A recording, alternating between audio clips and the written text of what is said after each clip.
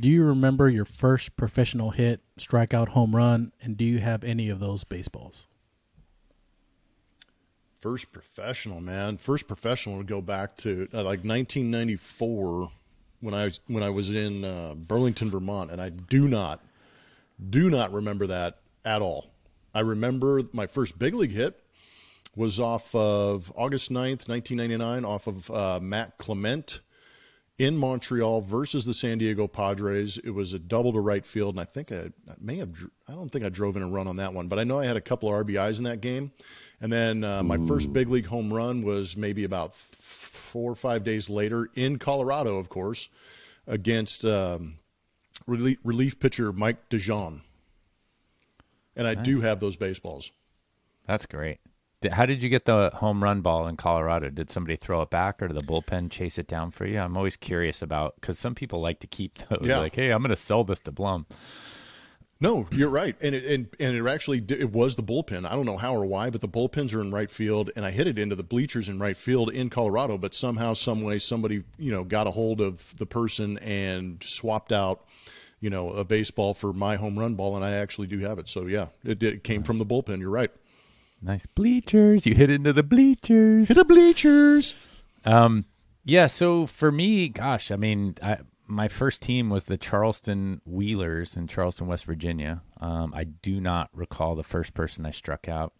And, I think pitching's a little bit different. Like, I think the first time I got a win or something like that, but I might have the baseball. I'm not really a memorabilia collector. I mean, it's kind of interesting. I think the big leagues is a little bit different. You see it all the time where the guys ask for the ball. I've been watching a lot of the MLB.TV stuff, and they keep showing those same snippets that cover the ads.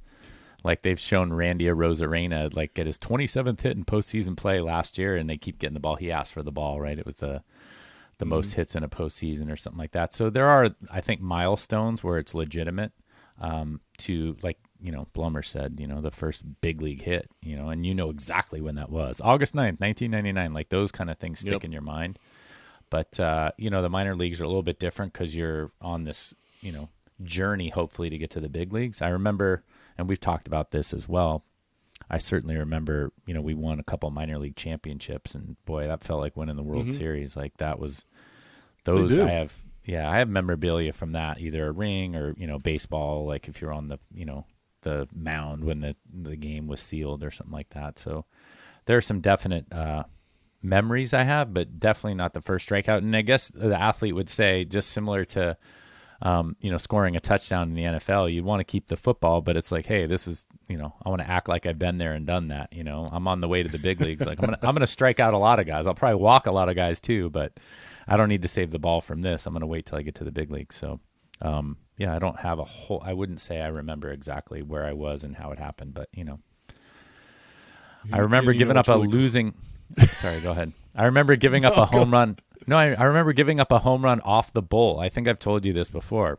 Oh, yeah. I pitched a complete game. I didn't even know I got a complete game. Kevin Gryjak was 2 for 4 with 2 home runs and 2 strikeouts, and I lost the game 2-1. I went 8 2/3. He came up in the bottom of the 9th, and they left me out there, and it was 1-1.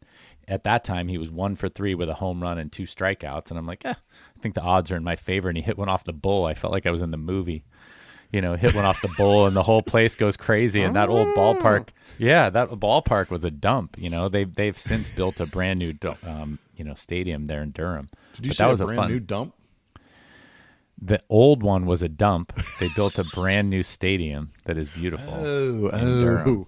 Yeah, I think it's Downtown Athletic Park or something. But anyway, so that's a long answer to get to no. I do not have any memorabilia from first strikeouts or first hits or anything like that.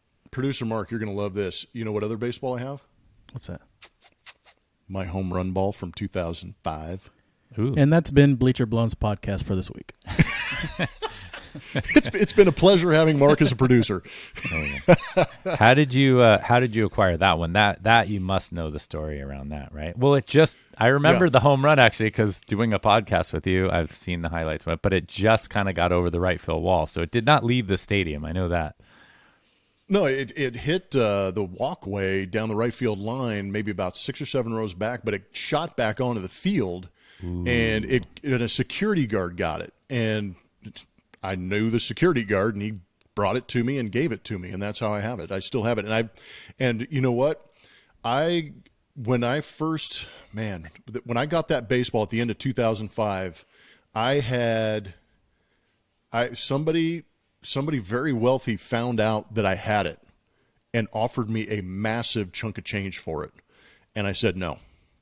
So, Nice. yeah, it was crazy. I was like, "You want a what?" And it was enough money to where I was like, I might do that. No, But, I'm with you. I've held on to it. I think what you realize in life, I mean, the money thing is nice, but if you could, here we go. If you could pay like your kid's college education, which is what you were thinking probably at some point or another. Hey, special guest. There's a new GIF. Yeah. You two, love you. I think it's pretty. I mean, we've talked about being friends for a long time. I would just say that speaks volumes of your character. And I know other people would be like, well, that's stupid. But, it goes back to the steroid thing for me. I mean, you got to think when people say things are priceless, like put your money where your mouth is. I mean, if you could pay your kid's college education, but you could probably do that anyway. I think it, speaks volumes of your character. And honestly, it probably means way more to you than anybody else. And I think you probably have more, I don't know if terms of endearment, but I'm assuming that security guard means a lot to you as well. Like that's the kind of guy that you'd be like, look, that guy came to you, gave it to you. He never asked you think for about what he anything. could have done with it. Exactly. Like what there are good people in this world. Let's go that far. And that's really cool that you still have that ball. Here's a follow-up question. Where do you keep your balls?